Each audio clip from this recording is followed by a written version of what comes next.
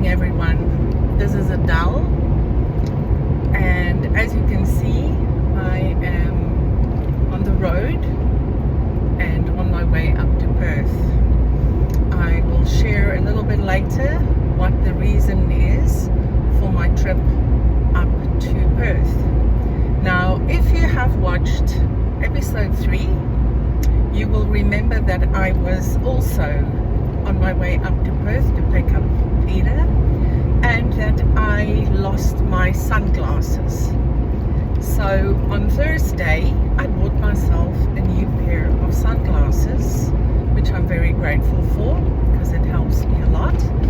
And when I got home on Friday, my lost glasses mysteriously appeared at my back door, and until now I have no idea who picked it up, where they picked it up, and who left it at my back door.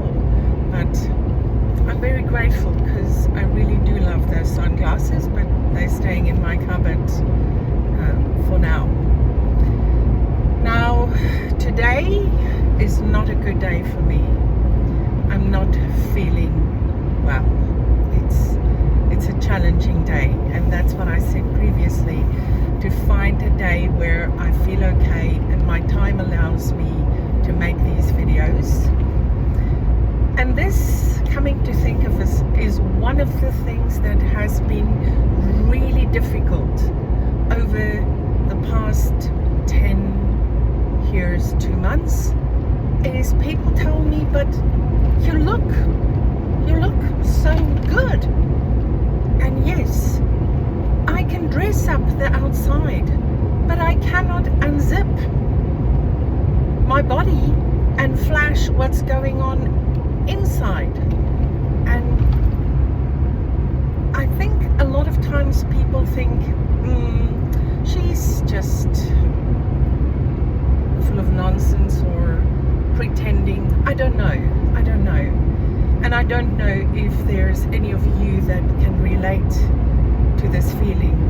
So today it just feels like my brain is covered in cotton wool, and I have to be very mindful what I'm doing and forgetting things, and I'm slow because I just don't feel like I'm functioning. It sometimes feels like my body is here but my brain is somewhere else, and I cannot get the two together. So I just wanted to share that today is one of those days. Alright, so in 2018, when I received the diagnosis of autoimmune issues, I was told that stress was the trigger for my autoimmune. Now, 2015 was definitely by far the most stressful year of my life. I, to this day, cannot even talk about it because then I start crying, and I don't want to do that now. But I can just say it was a very, very stressful year. So I thought, okay, I can believe that because I know what it was like, and I know nothing about autoimmune and that stress could trigger it. And what I want to share is, I think with this whole series is for myself to understand what has happened in my life over the past 10 years plus, and to put it all into perspective for myself, and wanting and hoping that I can help other women. Out of all of this, I wanted you to see how I fought for my health and trying to regain my health. And what I realize now is I never owned the diagnosis. I never owned it. I did everything in my power to find what was causing it, what was in my body, what was in my environment, what could I change to try and regain my health. And it's been a hard, long, exhausting journey. And what I've learned is that your health is your greatest wealth, what I was teaching. And today I understand what it means. Because even if I had all the money, millions, billions, trillions in the world, there was not one doctor, one specialist in this world that could give me back saliva, that could give me back tears, that could fix my immune system. I was told there's no cure, it's irreversible. So there's basically, I've been told in a nice way that there is no hope. And I think subconsciously I refused to believe that.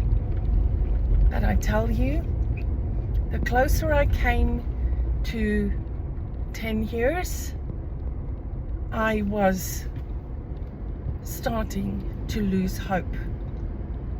I kept on doing what I was doing, with the changes I've made in my life.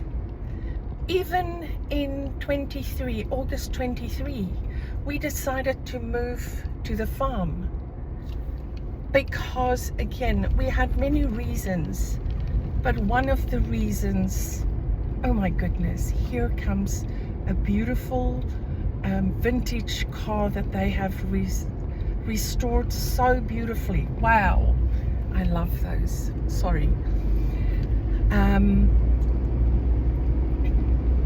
One of the reasons why we decided to move was my health. I wanted to get out of suburbia because they were spraying glyphosate in the parks, on our sidewalks, everywhere you walked and went. And I was chronically ill.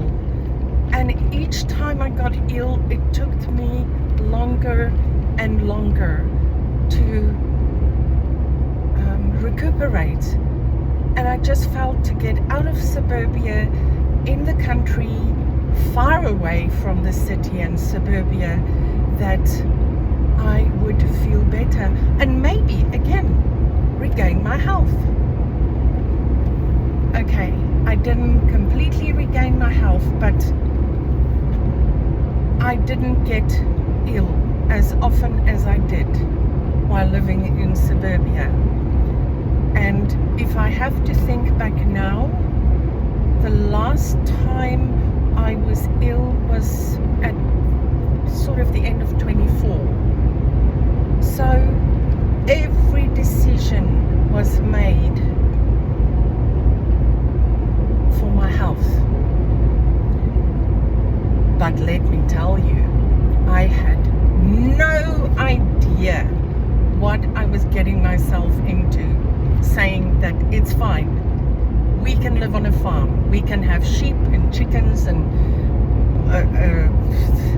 vegetables, and because we wanted our own food, again, for my health, because we don't know these days what's in our food, what's on our food, what's in our air, what's in our water. And I said to my husband, I will be fine in the 3 weeks that he works away. I tell you, this has been a hard learning curve in my life. I went from city slicker to farm chick. Know nothing of farming. I thought animals were out there, they do their own thing. No, they don't. And if you don't know, you don't know.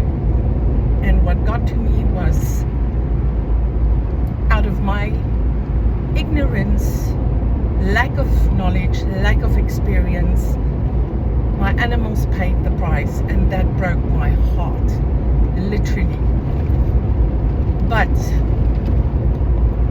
I will not change where we are, because I do feel that I am better off where we are. And I've learned and I've grown, and I love the peace and quiet. I love my animals, and I'm learning every single day. So